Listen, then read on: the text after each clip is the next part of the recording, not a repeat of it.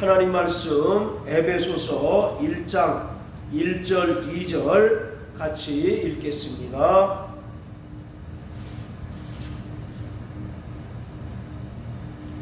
하나님의 뜻으로 말미암아 그리스도 예수의 사도된 바울은 에베소에 있는 성도들과 그리스도 예수 안에 신실한 자들에게 편지하노니 하나님 우리 아버지와 주 예수 그리스도로 쫓아 은혜와 평강이 너희에게 있을지어다. 아멘.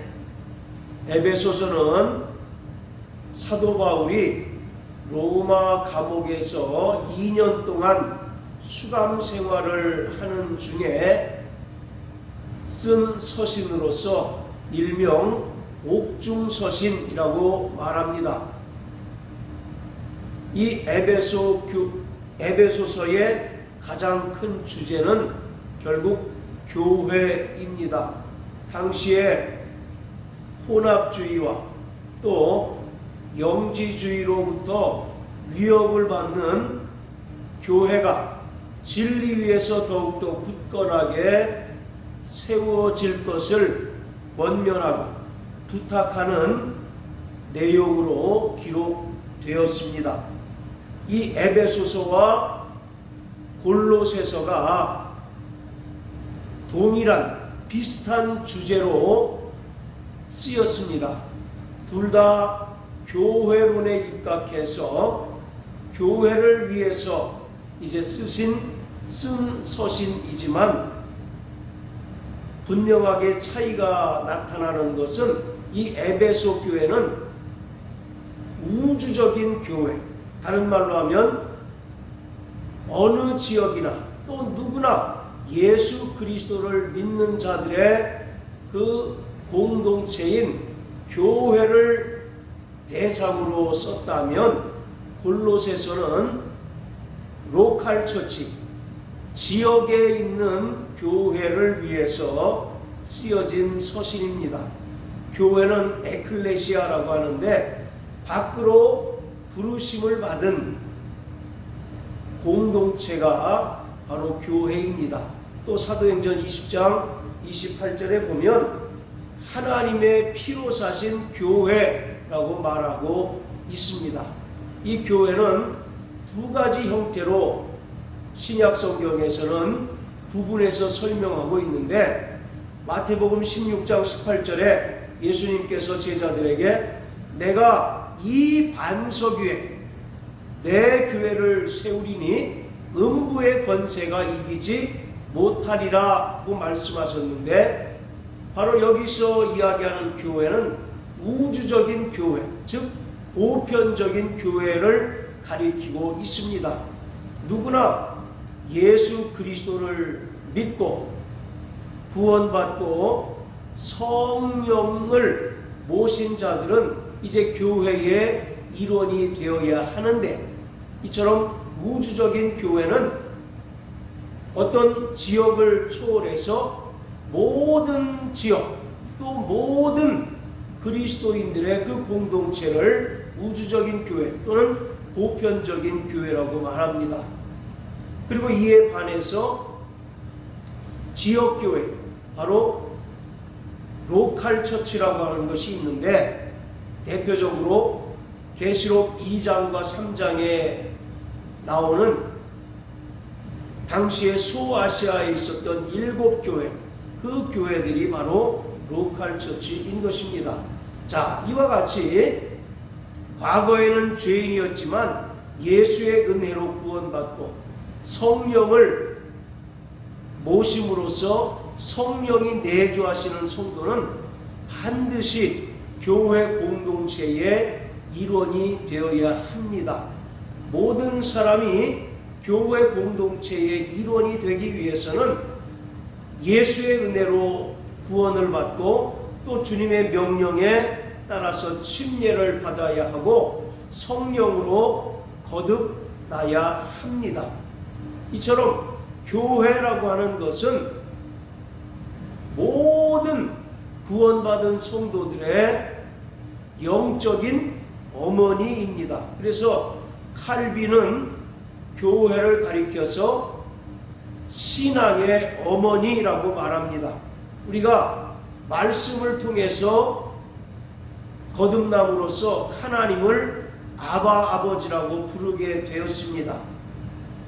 자, 이와 같이 예수의 은혜로 구원받고 성령으로 거듭난 자들은 이제 하나님의 자녀가 되었는데, 하나님의 자녀된 자들은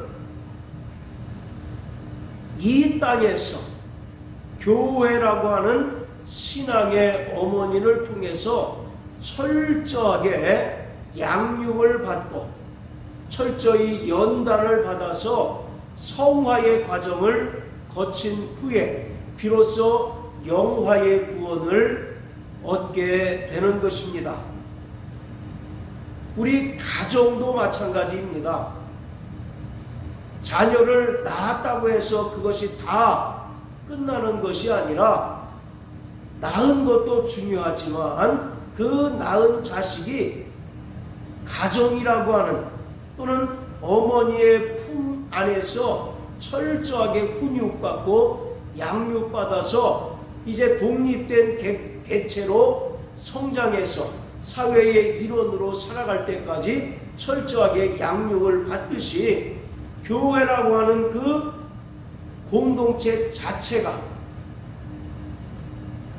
성도들을 양육하고 또 성도들을 연단하는 하나의 과정인 것입니다. 그래서 이 땅에 세워진 교회를 우리가 섬기고 또 교회에 속해 있는 그 기간은 마치 구약의 이스라엘 백성들이 출애굽해서 광야 40년 동안 하나님께 철저하게 연단받는 그런 과정과 동일하다라고 말씀을 드릴 수 있습니다. 그래서 이 광야 같은 기간을 철저하게 양육받은 자들이 하나님께서 약속하신 가나안 땅에 들어갔던 것처럼 구원받은 성도들이 끝까지 그 믿음을 유지하고 구원받은 그 믿음을 지속하기 위해서는 교회가 반드시 필요한 것입니다.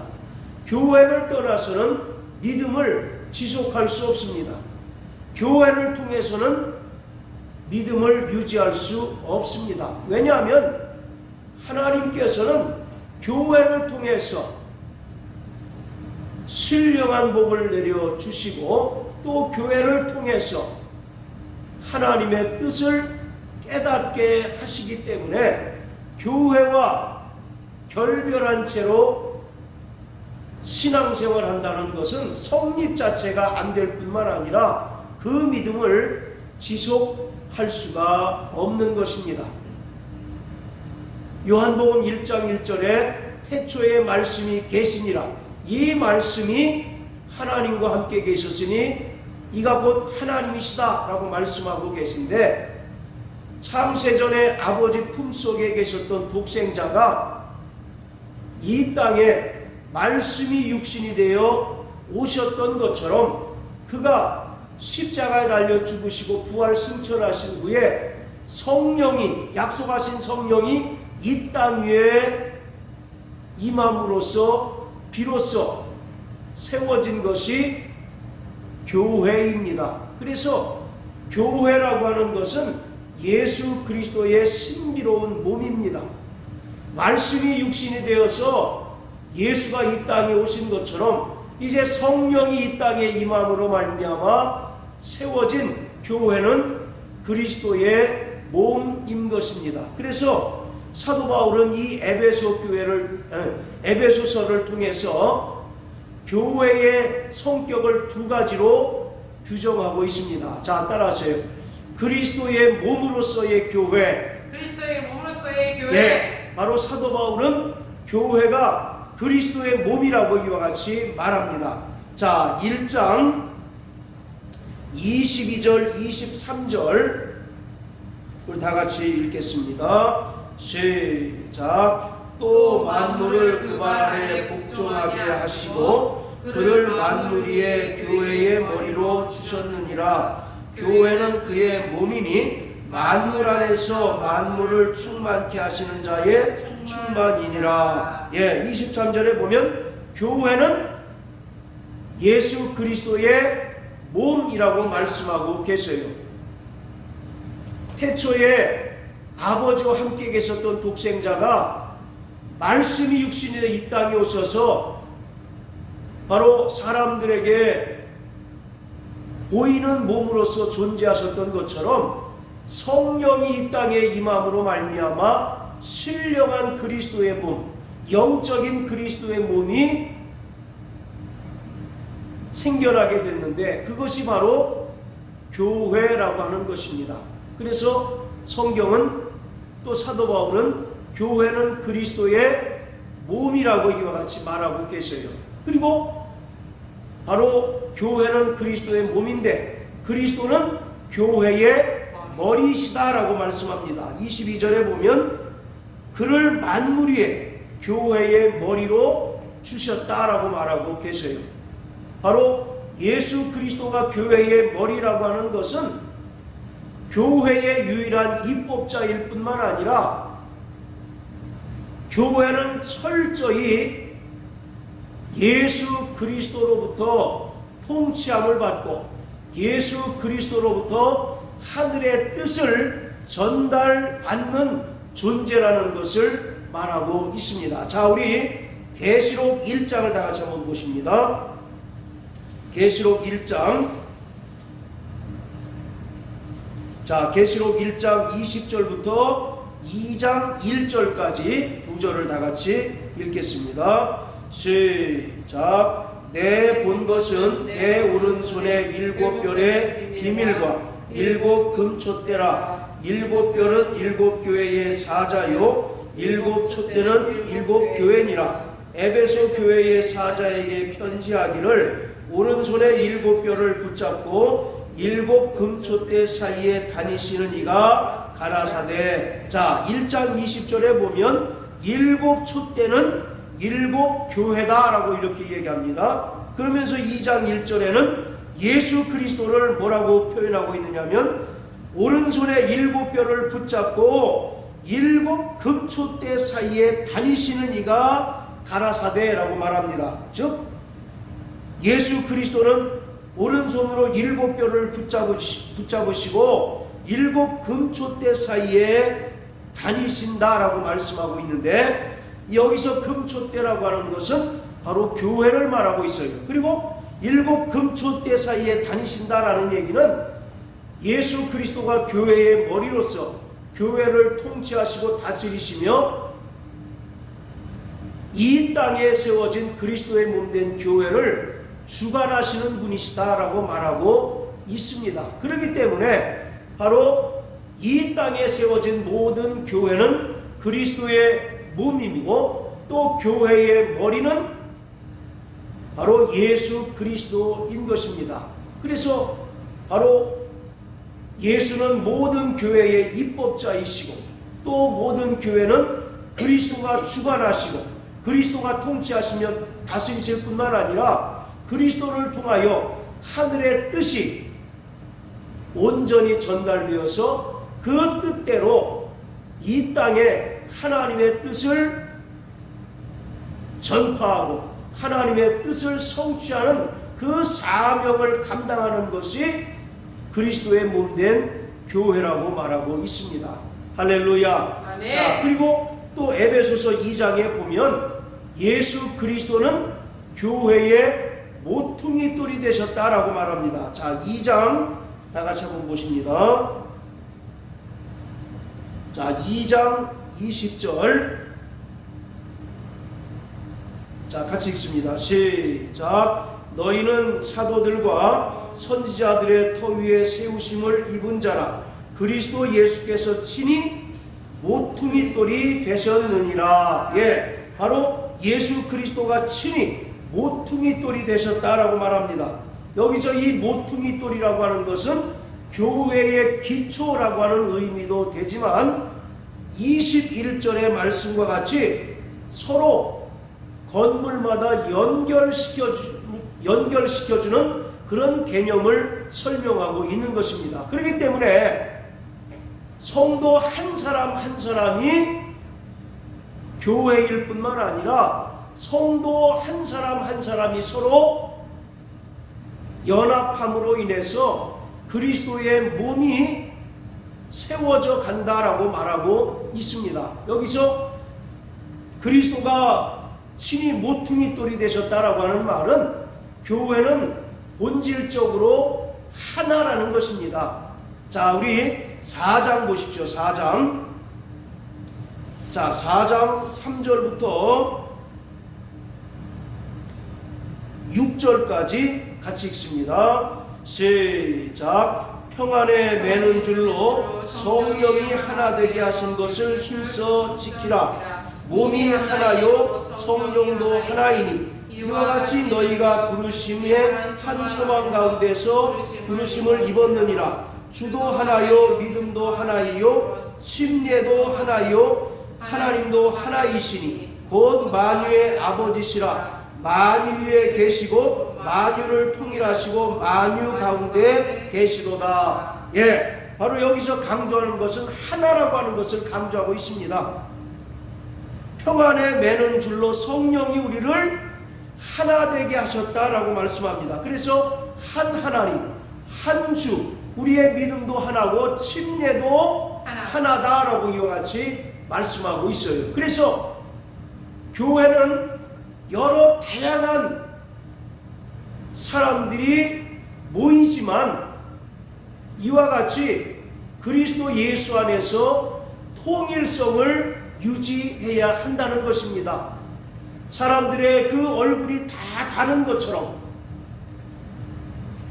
또 살아온 이력이 다 다른 것처럼 각기 다른 사람들이 모여 있지만 그리스도 예수 안에서 서로 하나가 되도록 각자 성령으로부터 받은 그 은사를 통해서 섬기는 그러한 섬김의 공동체라고 하는 것입니다. 할렐루야. 네. 자, 그래서 교회는 바로 철저히 통일성을 유지해야 합니다. 그리스도 예수 안에서 우리가 하나가 되어야 한다는 겁니다. 본질적으로 우리가 하나가 되어야 한다는 거예요. 그리고 뿐만 아니라 그리스도 예수 안에서 서로 각자의 다양성을 인정해야 교회가 온전히 교회로서 바로 설 수가 있는 것입니다. 우리가 얼굴이 다른 것처럼 하나님으로부터 받은 그 은사가 다르고 또 우리의 또 재능들도 각각 다르기 때문에 너는 왜 나와 같지 않느냐라고 이와 같이 정죄하거나 비난하는 것이 아니라 그리스도 예수 안에서 하나라고 하는 통일성 안에서 각자의 다양성을 서로 존중하고 인정하고 섬기는 그런 공동체가 바로 교회여야 한다는 겁니다. 그래야 교회 안에 다툼이나 분쟁이 사라질 수가 있는 것이죠. 자, 빌립보서 2장 5절에 보면 너희 안에 이 마음을 품으라. 곧 그리스도 예수의 마음이니 그는 근본 하나님과 동등되시나 동등됨을 취할 것으로 여기지 아니하시고 자기를 비워 종의 형체를 입어 십자가에 달려 죽기까지 복종하셨다라고 말씀하고 계셔요. 바로 이처럼 우리 모두에게는 그리스도 예수의 마음이 있어야 되는 겁니다. 빌립보서를 쓴 가장 근본적인 목적은 교회 안에 다툼이 생겼습니다. 자, 우리 한번 빌립보서 한번 더 다 같이 보세요. 자, 4장 2절입니다. 자, 시작. 내가 유오디아를 권하고 순두개를 권하노니 주 안에서 같은 마음을 품으라. 자, 이 빌립보 교회의 특징은 여자들의 어떤 그런 그 입김이 굉장히 강한 그런 교회입니다. 본래가 자주장사 루디아로부터 세워진 그 교회이기 때문에 교회에서 여자가 차지하는 그 비중과 또 여자가 차지하는 그 권위가 굉장히 높았어요. 그런데 문제는 교회 안에 두 여성도, 여기 나오는 유오디아와 순두개라고 하는 두 여성이 있는데 이 둘이 어떤 이유에서인지 서로 반목하고 갈등을 빚고 있었습니다. 그래서 사도 바울이 너희 안에 예수의 마음을 품고 서로 존중하고 서로 섬김으로써 교회를 온전히 이루라고 이와 같이 말씀하고 있어요. 이처럼 교회는 철저하게 다양성을 존중해야 합니다. 너는 왜 나와 같지 않느냐라고 비난하고 정죄하게 되면 교회는 반드시 분란이 생기게 되고 교회는 반드시 깨어지게 되어 있습니다. 그래서 바로 예수 그리스도가 친히 모퉁이 돌이 되셨다라고 하는 말은 교회는 철저히 성령 안에서 하나라고 하는 사실입니다. 할렐루야. 아멘. 뿐만 아니라 이와 같이 성령 안에서 하나라고 하는 통일성 안에서 각자의 그 다양성을 인정하는 그런 바로 공동체가 교회여야 한다는 거예요. 그래야만 교회가 평안하고 든든히 서가고 분란이 없고 이 땅 위에 하나님의 뜻을 성취하기 위한 그 사명을 온전히 감당할 수가 있는 것입니다. 할렐루야. 그러므로 서로가 서로를 존중하고 또 섬기고 또 다양성을 인정하시는 저와 여러분들 되시기를 주의 이름으로 축원합니다. 아멘. 할렐루야. 아멘. 자, 그리고 마지막으로 에베소서를 통해서 사도 바울은 교회는 그리스도의 신부라고 말합니다. 자, 따라하세요. 교회는 예수 그리스도의 신부다. 예수 그리스도의 신부다. 자, 에베소서 5장을 다 같이 한번 보십니다.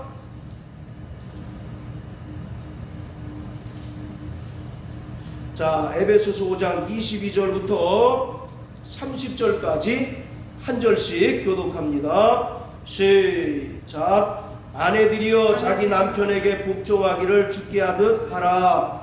이는 남편이 아내의 머리됨이 그리스도께서 교회의 머리됨과 같음이니 그가 친히 몸의 구주시니라. 그러나 교회가 그리스도에게 하듯 아내들도 범사에 그 남편에게 복종할지니라. 남편들아 아내 사랑하기를 그리스도께서 교회를 사랑하시고 위하여 자신을 주심같이 하라. 이는 곧 물로 씻어 말씀으로 깨끗하게 하사 거룩하게 하시고 자기 앞에 영광스러운 교회로 세우사 티나 주름 잡힌 것이나 이런 것들이 없이 거룩하고 흠이 없게 하려 하심이니라. 이와 같이 남편들도 자기 아내 사랑하기를 제 몸같이 할지니 자기 아내를 사랑하는 자는 자기를 사랑하는 것이니라. 누구든지 언제든지 제 육체를 미워하지 않고 오직 양육하여 보호하기를 그리스도께서 교회를 보양한 것 같이 하나니 우리는 그 몸의 지체임이니라. 할렐루야. 아멘. 자, 이와 같이 사도 바울은 교회를 그리스도의 신부라고 말하고 있습니다. 이것은 종말론적인 성격이 대단히 강한 공동체라고 하는 것입니다. 요한계시록 19장에 보면 어린 양의 혼인잔치에 신부가 거룩한 세마포를 입고 기뻐하는 그 장면이 나오는데 여기서 사도 바울이 교회를 그리스도의 신부라고 하는 것은 주님의 재림을 사모하고 또 거룩한 예수의 신부로서 자신을 믿음으로 단장해야 하는 그런 존재임을 분명하게 말씀하고 있는 거예요. 그래서 바로 예수와 성도와의 관계는 철저하게 사랑과 순종의 관계여야 하는 겁니다. 남편이신 예수 그리스도는 아내된 교회를 자기 목숨보다 더 사랑할 뿐만 아니라 교회는 신랑 되신 예수 그리스도께 철저히 순복하고 순종하는 그런 아름다운 관계를 유지할 때 우리가 주님의 재림을 사모하고 또 주님의 재림을 기다리는 가운데 우리의 믿음이 흔들리거나 좌초하지 아니하고 더욱더 견고하고 성숙한 믿음으로 나아갈 수 있게 되는 것입니다. 그래서 성도들의 신앙생활은 철저하게 교회 중심의 신앙생활입니다. 할렐루야. 아멘. 구약의 이스라엘 백성들이 철저하게 성전 중심의 신앙생활이었습니다.